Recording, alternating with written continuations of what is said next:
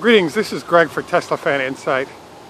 Today's talk focuses on the power to weight ratio associated with the Model 3 now that we have a vehicle on the streets and we have more statistics we can work with.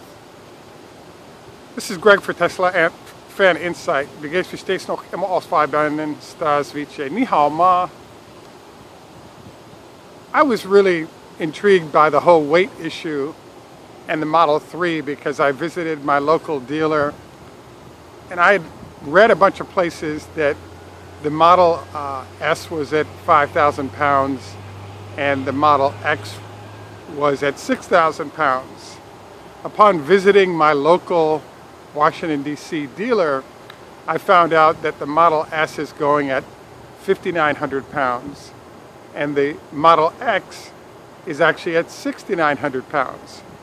So I was kind of surprised because that's about 900 more pounds than I thought that they were carrying around. Why this is big is because there's a concept called a power to weight ratio. And what happens here is that, the goal is to have your engine and its power exceed the weight of the car dramatically or the vehicle dramatically so it can handle that weight without a lot of difficulty. And I was just sort of fascinated to watch what these numbers were to try to figure out in anticipation of what the performance would be, let's say on the Model 3. So in the case of the Model 3, the 0 to 60 time on the extended or larger engine is supposed to be 5.1 seconds. This vehicle weighs 3,800 pounds. And a comparison of this would be you're looking at, let's say, an S with a 300-mile battery, and it's turning in sub 3-second times, like 2.5 seconds, at the apex of the battery power. So I thought this was kind of interesting because a question keeps coming up, which is if you take a Model 3 and you pull out the back seat, which isn't a huge amount of technical execution, in theory the car starts to approach 3,000 pounds. So if you have a Model 3 that's 3,000 pounds and it delivers a 5.1 at 3,800 pounds, in theory you're now in that 4-second or below, maybe even 3.5-second performance zone, starting to approach what the Model S does, even at the higher performance runs, but for a fraction of the cost.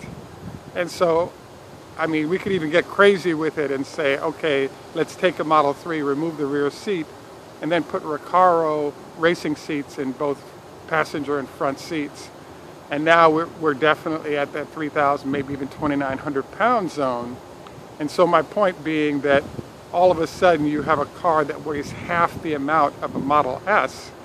And so my expectation is the performance numbers that you deliver will start to approach the Model S, but at a fraction of the cost.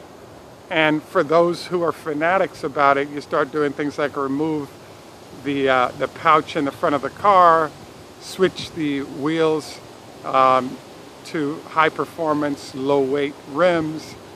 And now for not a lot of money, you have perhaps a car that can compete with the best Model X for about $55,000 or $50K, but it also delivers blazing performance that destroys a whole bunch of bigger name cars in the process.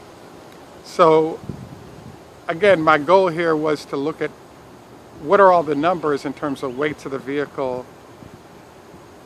Tesla did a good job of modifying both the engine and the battery packs to limit its ability to crush the performance statistics generated by the Model S.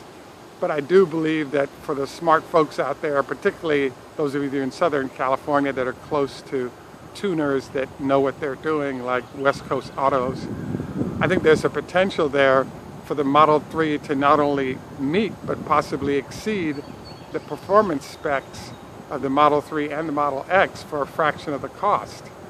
So this is another reason why I was surprised when Tesla chose to provide that long-range battery for so much less, because you start to end up with a product that there's no need to go for the Model S or X, because you can get all that performance from the Model 3. I'm also intrigued by this because there's a concept of value for your dollar. So if you're going to get a car for about 50 grand and it can outperform most of the supercars in the world and run on electricity, I think it has a lot of potential value for owners of those Model 3s. Looking forward to hear what you guys think about this power to rate ratio competition between the Model S and Model 3. This is Greg for Tesla Fan Insight. Please like, share, and subscribe. Tschüss, macht's gut, au revoir, tout à l'heure, Lahit Road, Hoda Hafez.